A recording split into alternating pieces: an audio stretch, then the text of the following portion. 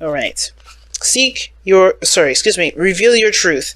When you were born, your soul shone bright. As you grew, you were taught of right and wrong. You were taught of how to think, how to live, how to believe in a way that makes you fearful to say no. To disagree is to risk alienation from family and society, and so you hide your true thoughts and feelings behind a mask. That mask hides your light. Cast it aside. Embrace and live your truth and let your soul shine once more.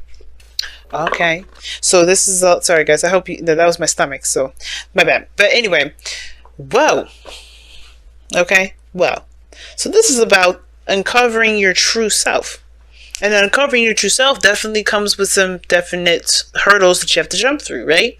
Well, like I said, traditions, things that were taught when you were, as you grew up, things that you were, accustomed to understanding that if you do X, Y, and Z, then this will become of you. Well, this is about becoming fearless and letting your truth become known, taking your control, finding your control, finding your willpower, and making it so. Ending this feeling of not being completely you. Maybe starting from scratch and being able to heal, but ultimately to be you and stop with this inability to take control of your own life and do things in the way that you want to do them. Now, going into this relationship, this is the side I typically read for my clients. If you guys want your own soulmate reading, though, you can do so in Instago. But this is how I read for soulmate readings as far as you goes.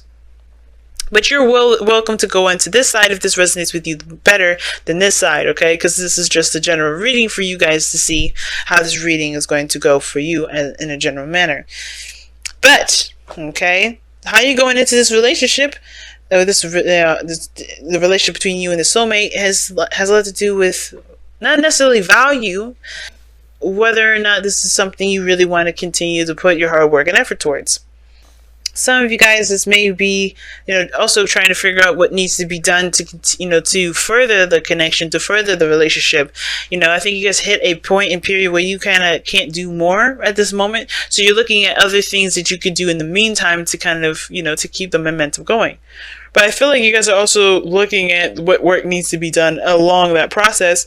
And it does kind of bring up, a bit of, I don't want to say frustration or sadness, but I kind of get this feeling like it's like, it definitely looks like work. It doesn't look like fun. It just looks like it's, what did you commit to? What are you willing to do? What is your focus? And I feel like you guys are trying to figure out, if this is something you really do want to get back into, some of you, because, this is going to require you to really put your whole entire focus into it. And you don't know if you're necessarily ready. You don't know if you want to do that, considering that you've already come so far, but you're still not at the point where you want to be. Now, the other person here has got the King of Cups. This person definitely is very much in love. This person knows what they want, knows what they feel, very aware of it. And I feel like with the King of Cups in the headspace, I always see this person as they know what they want, they know what they feel, and they know how they want to feel. And when I seen the Queen of Cups in a lot of these times, I've always felt like this person really loves this individual. This person knows who they love. They see this other person. They think about this other person and being romantic and dreamy. And I do. I feel like this person is very much in love with this person, which is why they're presenting themselves as the king of they're presenting themselves as the Page of Pentacles.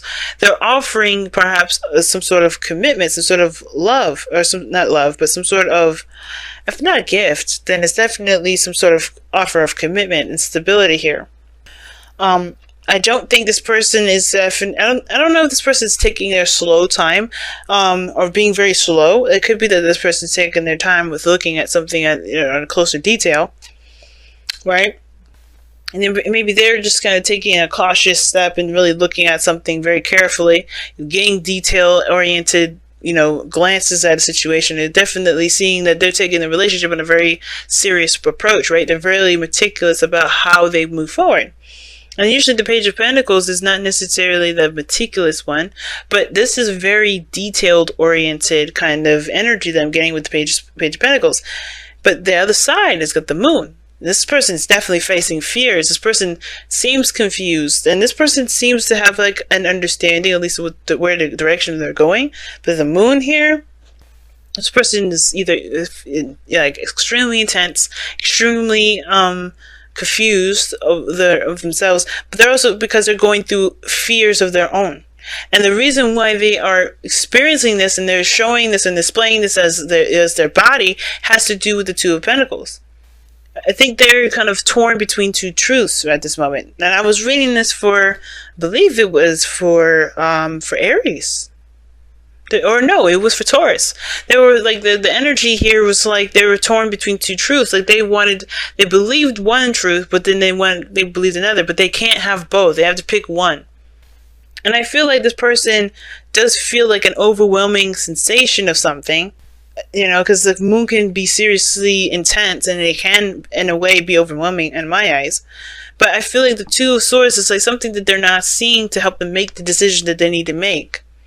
So then, and then they're not looking at how they feel about something. They're looking at all the work that they've put in. They're working out what work they need to continue to put in. And that can cause a lot of confusion because what they want, or what their heart wants, may be different from what their mind is trying to tell them they should want. And this person on the other side, though, the reason why they are showing the Page of Pentacles and the King of Cups here is because they're manifesting. This person is channeling their energy. I feel like they're channeling the energy to create something. Now, this is where it gets interesting because you have the Nine of Swords and the Fool. Now, we do have stress and anxiety here and maybe doubts. And this person here is so far showing maybe the slightest bit of doubt if we count the Page of Pentacles. But even that is like, it's still even a step in a small direction. It's a new small beginning towards a small direction. So it's a small step in a different direction, a new beginning, a new step, a new start, a small start. Nothing big, but it can be big later. And the Magician shows potential in my eyes. Like the Magician is, channeling energies and knowing the power rests within you to make something happen, to make to create something, to manifest something into your life. It takes you to do it. And I feel like this person understands that, which is why they're not moving so fast. They're taking a little bit of a closer look. They know what they want to feel, and they're trying to make sure this is actually that direction. Because they know once they start going down that road, they can only, it only goes further from there. But the challenge is the Ten of Swords. I'm going to clarify that. Why is the challenge that you and your soulmate face, why is that the Ten of Swords? What is the Ten of Swords trying to tell us? The reason why it's the Ten of Swords is because because of the Devil, and it's telling us of old attachments. The end of old attachments, or not old attachments, but attachments or addictions or patterns of behavior. Getting control over patterns of behavior. Or the end of it could be the ending of some sort of bound connection. Or the recovery of a connection that was bound, or a recovery of a connection between you and this individual. Rather, we brought you two together with speed, passion, or not passion, but balance between your head and your heart. Willpower. Taking control of your life. So taking control of yourselves. That's what brought you two together. It was interesting. Like something drove you both together. That independence. That goal-oriented sort of feeling for you guys, that's what brought you two together. But now the ending of what you're giving your power away to, true understanding of your true power. Because I think for a lot of you guys were just pushing and pushing and pushing, right? Doing the best you can, keeping the balance. But tapping into your real potential here through the Devil, through seeing your true essence and being aware of what you're giving your power away to, and completely cutting that out too, from completely freeing yourself. That's what it looks like. That's why the power of the Fool is here too, because it's anxious. It does bring up a lot of anxieties when you're going down a new path and you truly have to 100% rely on you. And there's nothing around you that would help you or do anything like that, because this is truly 100% you at this point. You're separating yourself from all the attachments, all the old ways of thinking, all these, behaviors and patterns that that we've learned along the way that may have helped us at one point, but don't help us now. They just it keep us from what we wanted to do. It keeps us from growing, keeps us from healing from the Ten of Swords. And I feel like that's why the moon is coming up for you, Cancer, right here in this point, which is interesting too, because it's not a bad card. This is also your card here. Even though I know the moon, is, actually, no, the moon is Cancer, but the card is actually Pisces. But, okay, I feel like this is allowing you guys to, completely embrace what you feel, embrace the old stuff, embrace those old fears, so you can finally tackle them and conquer them once and for all, and no longer have those fears rule you, so you can truly go about your life and create something. But you first have to face the music. You first have to face the music, and I feel like it's not just you. It's you. It's him. It's this person too. And now, even though the kings come up, it doesn't mean this person is a man. It could be a female too. Okay. But I feel like this is the complete break. This is like a break free. This is like a set free from all things. You're getting your control back, getting your power back. Sure, you're getting control. Maybe control issues is what brought you guys together, or maybe something that you're trying to control or take control of.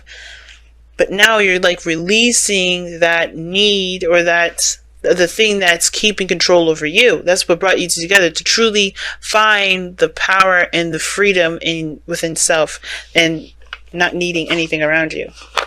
Let's go ahead and see what the Whispers of Love is saying here. Alright, you guys got two.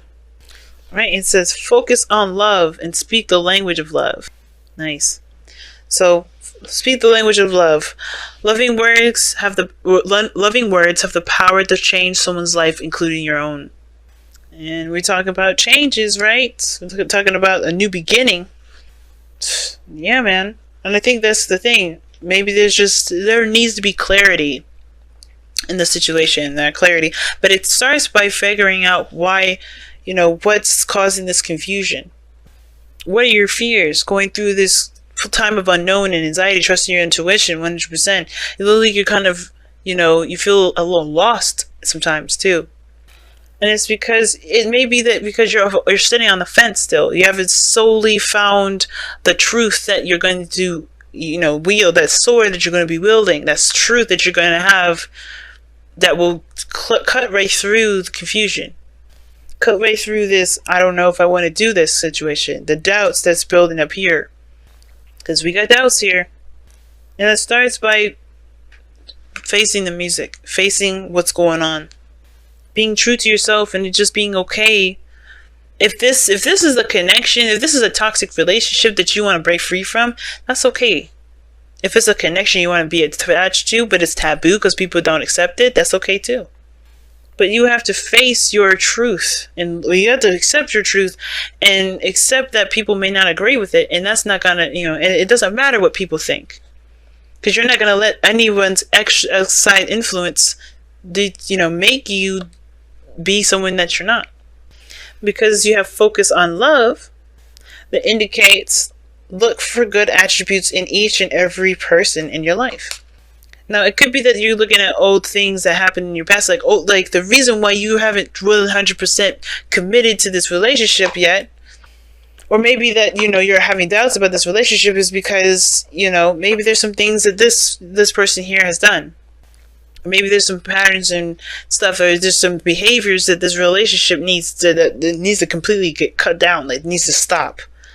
And I feel like this person maybe is trying, but you're not sure, because you're still dealing with the fact that whatever happened with this relationship, whatever caused it to be toxic, is over. And I think that's the thing, right? Some of you guys may be having to just, it's hard to see that there's changes coming about with this person, because this person's trying, this person's in love, this person's doing everything they can, wielding their willpower and using their self-control and their awareness of their strengths and their power to do what they need to do to change behaviors that will not continue. And it's hard to see that, especially if you're the victim of that. If you're the one that's subjected to that. And it could be the vice versa, right? It could still be that it could be the other way around. It could be that you are having to change your behaviors to make sure that they don't continue. but you also build boundaries to protect yourself moving forward. Both parties. I feel like there's something toxic here that was here before that's ending now, but it's hard to realize that this situation may have injured your trust in some way. But I don't think it's impossible to continue to move forward. I don't think it's wrong to continue to move forward, especially if you see there's changes with this person.